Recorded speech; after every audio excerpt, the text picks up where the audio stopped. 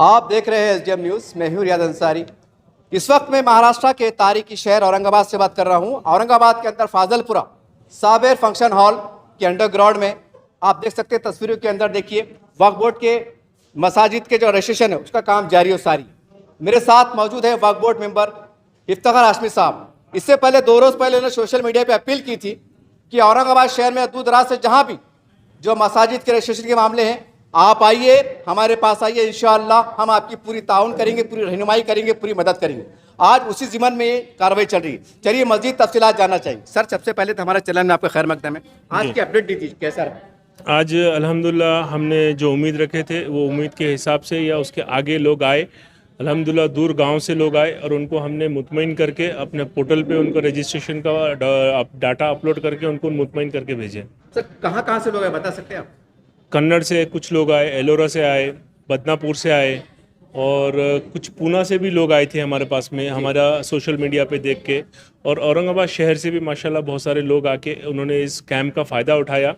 और मैं इस आपके इस चैनल के माध्यम से पूरे औरंगाबाद के डिस्ट्रिक्ट के गांव खेड़े के लोगों से यही अपील करना चाहूँगा कि अगर आपका वक्फ एक्ट 1995 के हिसाब से भी अगर आपका रजिस्ट्रेशन हुआ है तो आपको पोर्टल अभी उम्मीद एक्ट 2025 के हिसाब से पोर्टल पे वो डाटा पूरा अपलोड करना है।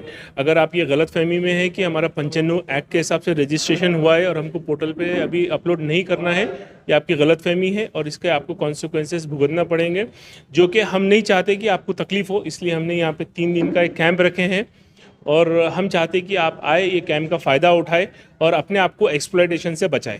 सर, बता सकते हैं कि आज जो लोग आने वाले दूर दराज से, तो उनको अपने मसाजिद के बोलिए, मदरसे के बोलिए, जो भी है, उनको कागजात क्या क्या लाना है? उनके पास जितने अवेलेबल डॉक्यूमेंट्स है वो लेके आएँ। अगर उसमें कुछ कम है तो हम हमारे पास से रिकॉर्ड ढूंढ रहे हैं और वो रिकॉर्ड ढूंढ के हम उनका अपलोड करके उनको जो है सो यहाँ से अल्हम्दुलिल्लाह आज जितने भी लोग आए यहाँ पे, एक भी जो है सो बगैर अपलोड करे डाटा घर यहाँ से नहीं गया।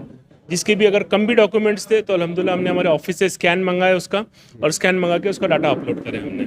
सर, अक्सर ये होता है कि मसाजिद की कमेटी के मेंबरान होते हैं 10-12, क्या पूरे मेंबरान का आना ज़रूरी है कि एक आधी अफराद आ जाए? नहीं, एक आधी अफराद भी आके हमारे पास में उनके पास जो अवेलेबल डाटा है वो लेके आए, और एक बंदा भी अगर आके हमारे पास में वो पूरी मालूमात देता है जितनी भी उसके नॉलेज में है, उसके आगे की मालूमात हम हमारे हिसाब से, हमारे रिकॉर्ड के हिसाब से अपलोड कर देते हैं। सर, एक सवाल जहन में आता है कि अक्सर हम देखेंगे अभी महाराष्ट्र में औरंगाबाद में तोड़फोड़ चढ़ रही है बांध काम को लेकर। मसाजिद के तामीरी काम की भी मतलब जो बुनियादी चीज़ें, एप्लीकेशन लेना, मंजूरी लेना, तमाम चीज़ें भी ज़रूरी है इसके अंदर। देखिए, जितनी आज मस्जिदें बन गई है और जो इतनी रिकॉर्ड पे आ गई है उसके लिए आज के लिए ज़रूरत नहीं है, लेकिन जो नई मसाजिदें आप बनाएंगे उसके लिए आपने गवर्नमेंट से परमिशन लेना, सारी चीज़ें जो भी as per requirement of law है उसको फुलफिल करके आपने उसको तामीर करना, या सारी चीज़ें करना। जैसा कहा जा रहा है कि 5 दिसंबर आखिरी है, क्या ये बाकी आखिरी है कि तरमीम भी होंगे आगे? अभी देखिए, वो चीज़ के ऊपर मैटर है सुप्रीम कोर्ट में पेंडिंग, तो मैं उसके ऊपर कमेंट नहीं करना चाहूँगा। लेकिन मेरा यही बोलना है कि हम 5 तारीख पकड़ के चले, और जितने भी पुराने रजिस्ट्रेशन वाले लोग हैं जिनका रजिस्टर्ड हुआ है 1995 के एक्ट के तहत, उन्होंने 5 तारीख के पहले रजिस्टर्ड कर लेना चाहिए, डाटा अपना पोर्टल पे डालना चाहिए।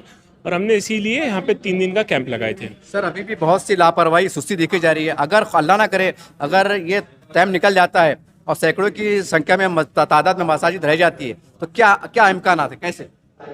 देखिए, 5 तारीख तक है, जिसने भी करा लिया बेहतर है, और जो नहीं कराया फिर उनको कोर्ट से जाके परमिशन लाना है, तो तकलीफ तो उनको होंगी ना। हम उनकी तकलीफ नहीं होना बोल के हम सारे वक्फ बोर्ड मेंबर्स, चेयरमैन, स्टाफ, हमारा सीईओ यही कह रहे हैं कि जितने भी मसाजिद के ज़िम्मेदार है, दरगाह के ज़िम्मेदार है, खानका कब्रस्तान के ज़िम्मेदार है, हम नहीं चाहते कि उनको तकलीफ़ हो। क्योंकि आज हमारे माशरे में माहौल ये है कि जितने भी मसाजिद, कब्रस्तान वगैरह चलते हैं सब चंदे पे चलते हैं। बहुत सारे कम मसाजिद ऐसे हैं कि जो कोई जिम्मेदारान चला लेते, तो हम नहीं चाहते कि उनको तकलीफ़ हो, उनके ऊपर बोझा हो, या उनका एक्सप्लॉयटेशन हो, या उनको तकलीफ़ हो। तो हम चाह रहे हैं कि आप आए, 5 तारीख के पहले अपना अपना डाटा अपलोड कर लें और मुतमईन हो जाए। इस तरह की अफवाहें गर्दिश कर रही है कि अल्लाह ना करेगा 5 दिसंबर के बाद अगर मामला मतलब अगर लापरवाही से रुक जाते हैं, सरकार अपने कंट्रोल में लेंगे। कहाँ तक बात दुरुस्त है? नहीं, सरकार ने ऐसा कहीं नहीं कहा है कि हम हमारे चल रही है। नहीं, सरकार ने कहीं पे भी नहीं कहा कि हम जो है सो मसाजिद या कोई चीज़ हम हमारे कंट्रोल में लेंगे बोल के, कभी सरकार ने नहीं कहा।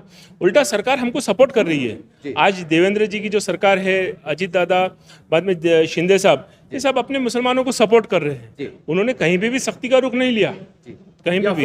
ये सारी चीज़ें अफवाहें हैं और अल्हम्दुलिल्लाह मेरे को ऐसा लगता है कि देखिए जो हालात है, हालात के हिसाब से हमको काम करना है और जो मौजूदा सरकार है वो मुसलमानों के हक़ में और बेहतरी में ही काम कर रही है। सर, जो मसाजिद का जिक्र अगर वक्फ बोर्ड के इसमें गैजेट में नहीं है, उसके लिए क्या सूरत है? अगर वो गैजेट में नहीं है तो अगर पुराना रजिस्ट्रेशन जिनका नहीं है और आज तक उन्होंने रजिस्टर्ड नहीं भी करा है तो उनका भी रजिस्ट्रेशन होगा। उनके लिए डेडलाइन नहीं है, उनको 5 तारीख के बाद में भी वो रजिस्टर करा सकते हैं। आपके ज़बानी यहाँ जो नए देखने वाले लोग हैं, आपका नाम, आपका फ़ोन नंबर और यहाँ का एड्रेस मुकम्मल तौर से बता दें ताकि आने में आसानी हो जाए। देखिए, मेरा नाम सैयद इफ्तिखार अली हाशमी हूँ, मैं एडवोकेट हूँ और मैं महाराष्ट्र वक्फ बोर्ड का मेंबर हूँ। मैं चाहता हूँ कि आप लोगों को एक अपील करूँ, जितने भी मेरे भाई हैं जो मस्जिद, दरगाह, कब्रस्तान के ज़िम्मेदार हैं, उनसे यही अपील करूँगा कि वो आए और अपना रजिस्ट्रेशन करवा लें।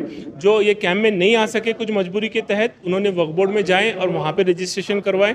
जिनका पुराने एक्ट में रजिस्टर्ड है उनको मैंडेटरी है कि आप पोर्टल उम्मीद एक्ट के अंदर पोर्टल पे नया रजिस्ट्रेशन करवाएं।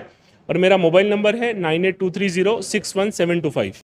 और मैं आपको आपके माध्यम से एक और एक चीज़ बोलना चाहूँगा कि भाई अल्हम्दुलिल्लाह अपने लोगों ने तो बहुत ताउन किया कैंप के लिए।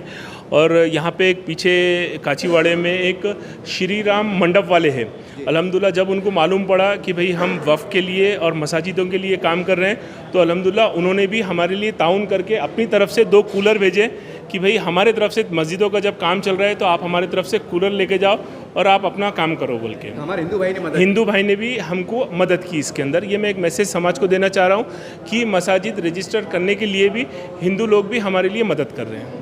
जो वक्फ तरमीमी कानून है जो 8 अप्रैल 2025 से पूरे देश में लागू हुआ, उसमें उम्मीद पोर्टल जो सेंट्रल गवर्नमेंट का पोर्टल है, उसमें सारे वक्फ इंस्टीट्यूशंस जो पहले से वक्फ बोर्ड में रजिस्टर्ड है उनकी डिटेल्स फिल करना मैंडेटरी है, सबके लिए ज़रूरी है, लाजमी है। और अगर ऐसा नहीं किया गया तो खुदा न खास्ता 6 दिसंबर के बाद ऐसा भी हो सकता है कि जिन इदारों ने अपनी डिटेल्स फिलअप नहीं की वो वक्फ नहीं माने जाएंगे और उनके मुतवल्लियों पर भी कार्रवाई हो सकती है।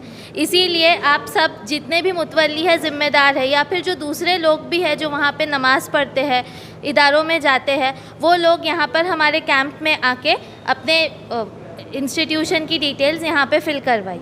आपका नाम, आपका ओहदा? मेरा नाम शेख हमना तहरीम है, मैं सुपरिंटेंडेंट रजिस्ट्रेशन सेक्शन। देखिए, इस तरह से आपने देखा साबिर फंक्शन हॉल के अंडरग्राउंड में ये काम चल रहा है।